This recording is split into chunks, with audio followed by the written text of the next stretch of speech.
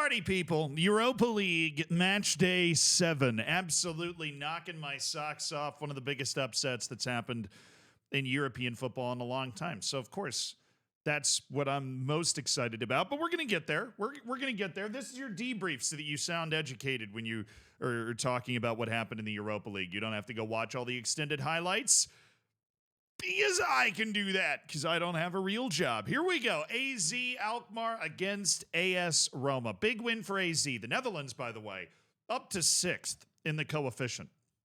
They have been very impressive. Multiple good wins. I mean, obviously, Feyenoord against Bayern Munich in the Champions League. AZ looking good in this game as well. Troy Parrott, a name that you might find familiar, scoring in the 80th minute to give AZ the win in this one. Roma obviously continuing to struggle after the departure of one Jose Mourinho. This loss puts them in a bit of a pickle because if you think the Champions League last day is going to be spicy, how about the fact that all the way down to Maccabi Tel Aviv, there is an opportunity, especially with the goal difference of Besiktas, for any one of these teams to either be knocked out or to make it through. In fact, all of these teams that are on 10 points do technically mathematically have the opportunity to be knocked out as well. There's just so much drama that can happen. That does go all the way up to Ajax, by the way. We're going to get to them later, though.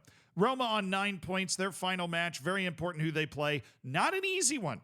Eintracht Frankfurt. And look, if you are from one of the big 5 leagues and you can't make the knockouts in the Europa League in this new format, you're embarrassed. Fire everybody and start over. Congrats on making it to Europe, but you're expecting to do more than that. They're behind teams like Elfsborg and Midtjylland right now, Royal Union Saint-Gilloise, Olympiacos, Victoria Pilsen, right? There are a bunch of teams ahead of them that just should not be ahead of a team like Roma. And it's just another great indication that firing Jose Mourinho typically does not go very well for whoever happens to do it. If you think you're not doing well now, fire Jose and then see how well you're doing after that happens.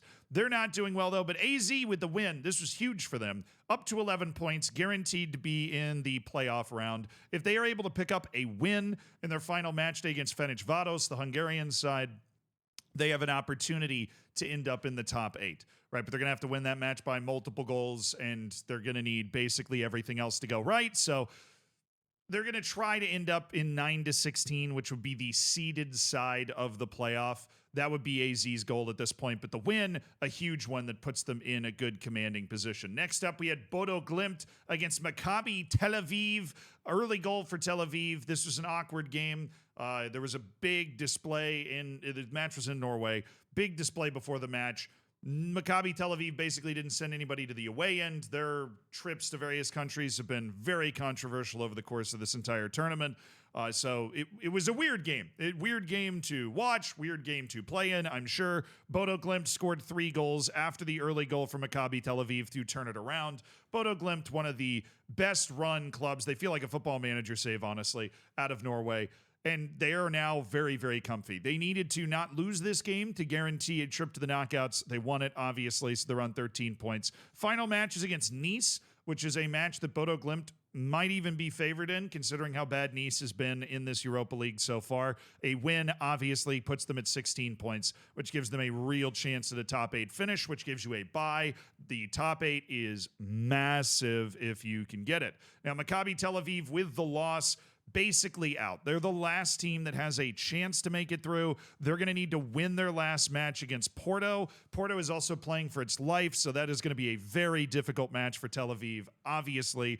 And they would need to not only win that match, but have basically everybody in front of them fail, including Besiktas losing basically by multiple goals in order to open up the goal difference for Tel Aviv. They have almost no chance after losing this match. But hey, maybe they can beat Porto, honestly, because Porto's been terrible. They lost to Olympiacos, owned by the same guy, Mr. Marinakis, who owns Nottingham Forest, by the way. Both of his teams are doing well. Alkabi scored the winning goal for Olympiacos in this one. Porto is on the outside looking in. This is one of the big takeaways from all the Europa League, because Porto is a team that, you would expect to be a fringe contender to win a tournament like this. Well, now they go in needing at least a point against Maccabi Tel Aviv, and very likely they need to win. If they win, they're probably in, right? It is very, very difficult to say that all of these teams will get at least a point to keep Porto out if they happen to win a match. And to be honest, you also have these two teams in AZ and Royal Union Saint-Gilloise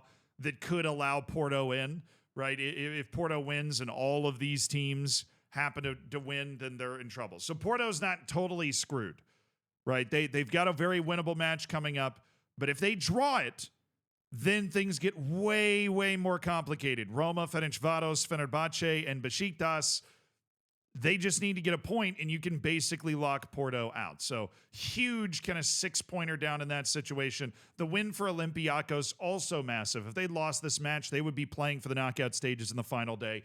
They're not. They're going into the last match day against Karabag from Azerbaijan, where a win might just put them into the top 8. If they lose, they could get knocked out of the top 16 and be unseeded, but you'd rather be comfortable than not.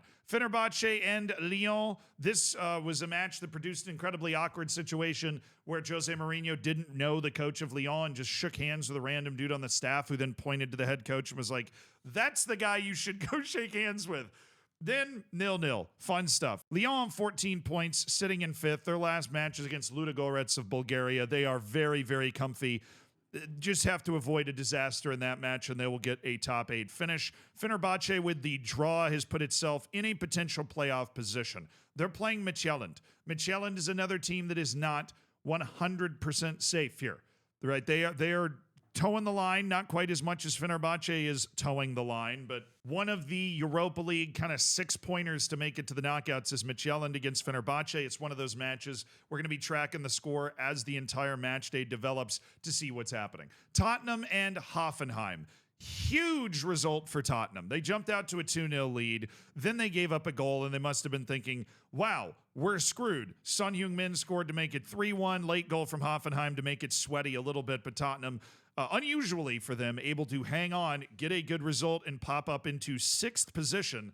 So despite all of the drama, all of the tough shit that Tottenham's been having to go through, the injuries that's been having to go through this season, it is on track to finish in the top 8. But you have to avoid disaster. They're playing against Elfsborg, who also has a lot to play for. It will not be an easy final match, but a huge, huge 3 points for them.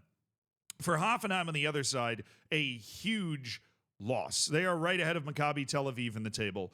They need a win in their final match to have a chance. They're playing against Anderlecht, and then they need Besiktas, Fenerbahce, Ferencvaros, or Roma. They need one of those teams to let them in. They need one of those teams to leave the door open, and they might be able to backdoor it, but they haven't won any of their last 5 matches in this competition. It's been a very disappointing run for them. But I'll give Hoffenheim some credit. They've had a very, very difficult schedule relative to a lot of the teams in this competition. Malmo and FC Twente. This was a hugely important game for FC Twente, and they took an early lead. Then it was 1-1. Malmo at home was able to put up a fight, and they put up that fight for like an hour. And then eventually the dam broke. Twente was able to get a couple of goals. Malmo got one back, but it's Twente that's able to pick up the win, and that keeps them alive. This was a 6-pointer of survival. The win for Twente puts them at 7 points. Malmo, they are down in 4 points. They are officially out of this competition. They join the group from 30 to 36 that are eliminated. But Twente goes into the final match needing a win, and they play Besiktas. This is the sorting hat match here. Twente wins, they're very likely in because they would just jump ahead of Besiktas in the table. Besiktas is obviously playing for everything, but that Dutch league has been good. This is the same Twente team that drew Ten Hag and really contributed to him getting fired. They finally were able to hang up their first win of the competition. They're going to need another one, but the writing on the wall is clear. We look at all these other situations and it's, well, whatever happens with this person, whatever happens with this person. If FC Twente wins, they go ahead of Besiktas. Right, and they are very, very likely going to put themselves in a qualifying position depending on what happens elsewhere with all of these different teams all the way up to PAOK in 17th. If you jump ahead of Besiktas, you just need one more team to drop below 10 points and like a -1 goal difference, and then you are into the knockouts. They could totally backdoor it. Malmo out. Love the drama. Victoria Pilsen beat Anderlecht 2-0 and missed a penalty. Victoria Pilsen, very impressive team. Okay, they made the knockouts in European competition last year, got all the way to the round of 16. Anderlecht's a team that's been in the top 8, hadn't lost a match this entire competition. Pilsen shows up and is able to pull off a controlled 2-0 win that puts them in 11th position. I mean, how many clubs with much bigger names than this team out of the Czech Republic would love to be in 11th with 12 points, right? It's a bit of a crapshoot for them to try and get into the top 8. Their last match is Athletic Bilbao, who's in 3rd and very nearly safe as a top 8 team. But if they can win that match, they actually could get into the top 8. Again, they probably won't, but this win guarantees safety for Victoria Pilsen in the knockouts, which, if you're a team like Victoria Pilsen, it's exactly what you're looking for. Anderlecht plays Hoffenheim. We've already covered that, obviously. Hoffenheim's playing for a ton, and Anderlecht, if it loses, will likely not be in the top 8, so they have a lot to play for. That would be a bit of a bottle. Karabag and FCSB, one of the most impressive teams in this tournament. Karabag went ahead 2-1 in this match before FCSB turned it around, scored the winning goal in the 73rd minute. And FCSB is the team I was talking about because they are from Romania. The Romanian league, despite the fact that it has as many Champions Leagues as the French league. Fun fact. But they're not. They've not been very impressive. They're not anywhere near the top in coefficient or anything. But FCSB has been, for basically the entire Europa League, hanging on to a top 8 spot, and this win allows them to keep clawing into it. They play Manchester United in their final match day.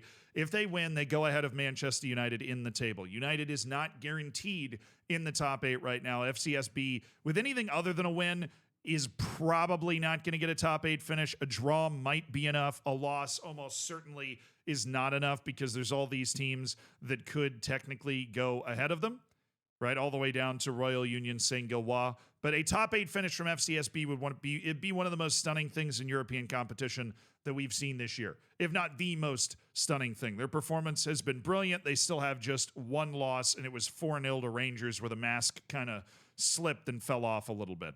Eintracht Frankfurt and Ferencváros, one of those matches that goes exactly according to plan. Ferencváros playing with house money, trying to get something. Eintracht Frankfurt wins. They're on 16 points, basically guaranteed in the top 8. Although there is only one team that is fully guaranteed there, and that would be Lazio. Ferencváros, back-to-back losses now.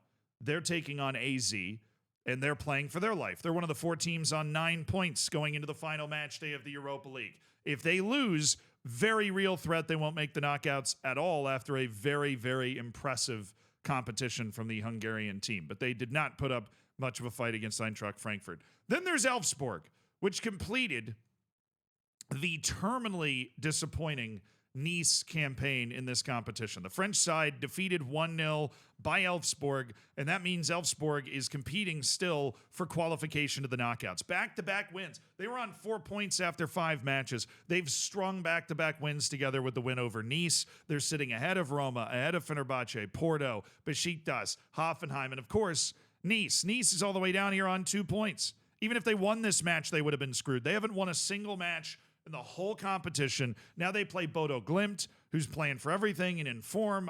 Nice is just completely fallen apart. Reminds me of RB Leipzig in the Champions League. Elfsborg, their next match, Tottenham. Not easy. And Elfsborg could get screwed and get knocked out. But if they can hang on for a draw, they're basically safe.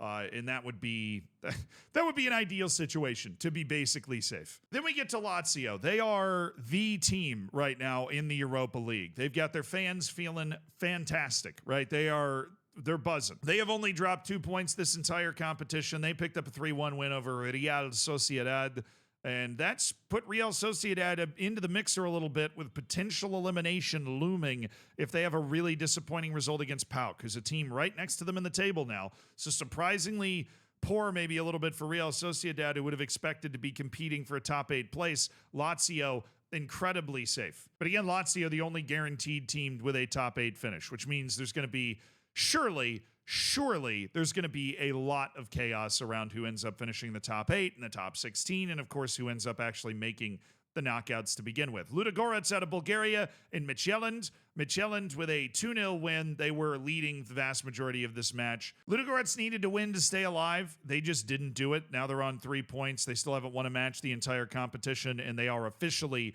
out. That final match they have against Lyon is going to be probably one of the most boring matches that's going to happen in this competition. While Midtjylland plays against Fenerbahce. This is a match we hadn't talked about yet.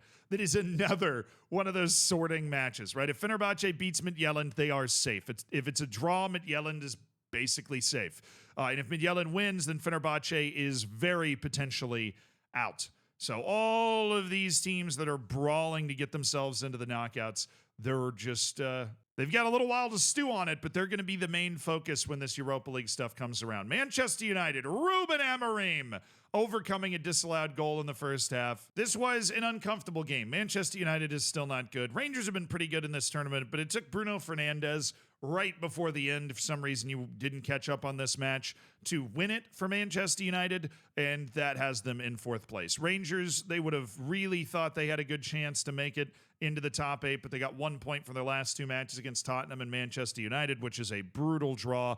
They play Royal Union Saint-Gilloise. If there is one winner out of that match, particularly if it's Rangers with this +5 goal difference, they have a chance to sneak into the top 8 with 14 points. If you get a loss from one or multiple of these teams, that would allow Rangers to then move up into that position. But they look about as hard stuck as you can be in the 9 to 16 range as a seeded playoff team. United just needs to avoid catastrophe. Their final match against FCSB just has the makings of all the catastrophe. It's an informed team that nobody's heard of. And of course, I think Manchester United's going to really struggle in that game. How about the Greeks? They've had a very good international performance over the course of this entire year. PAOK Thessaloniki beating Slavia Prague 2-0. You've got Olympiacos doing well. You've got PAOK Thessaloniki sitting pretty comfortably with a high goal difference on 10 points right now. They're going into their final match against Real Sociedad with a chance to finish in the top, the seeded part of the playoff, 9 to 16. While Real Sociedad also looking to avoid the unthinkable. PAOK Thessaloniki and Real Sociedad are both outside chances to not be able to make it through.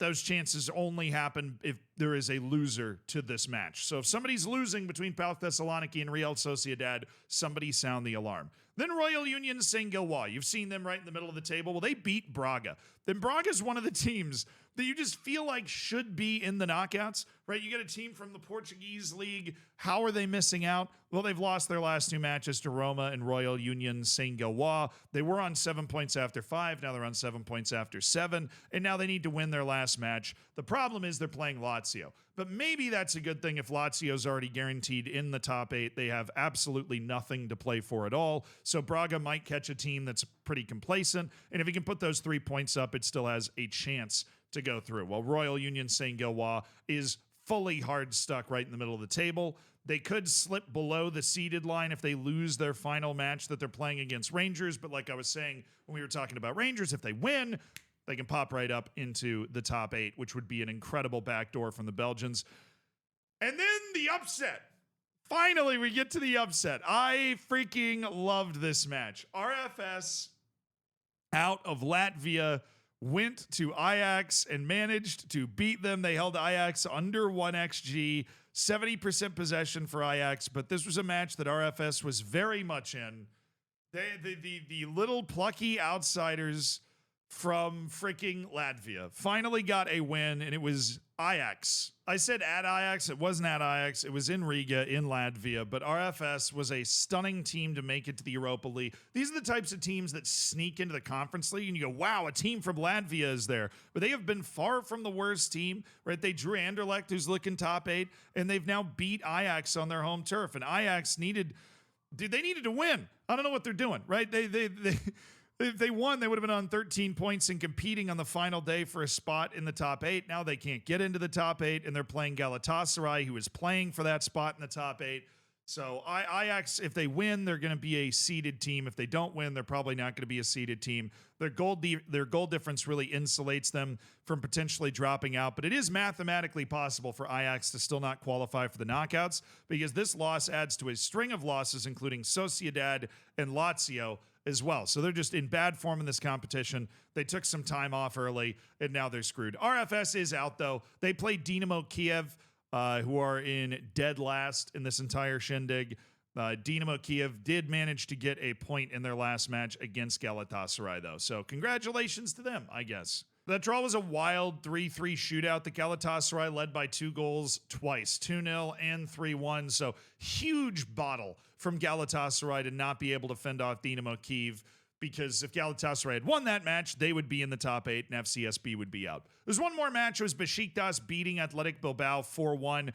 Absolutely necessary result. Huge stunner of a result as well, because Bilbao had been amazing. They hadn't lost a match the entire tournament. Besiktas was on 6 points and had only won 2 of its first 6 matches. But the win is what has put Besiktas in 24th position with an opportunity to make it to the knockouts. If they had lost, they'd be chilling down here with Hoffenheim and Maccabi Tel Aviv, hoping for a chance. Their final match being against FC Twente and the 6-pointer to make it to the knockouts. But I'm excited for the final day of the Europa League too. It's going to be wild. I'm just sad RFS doesn't have a chance to make it.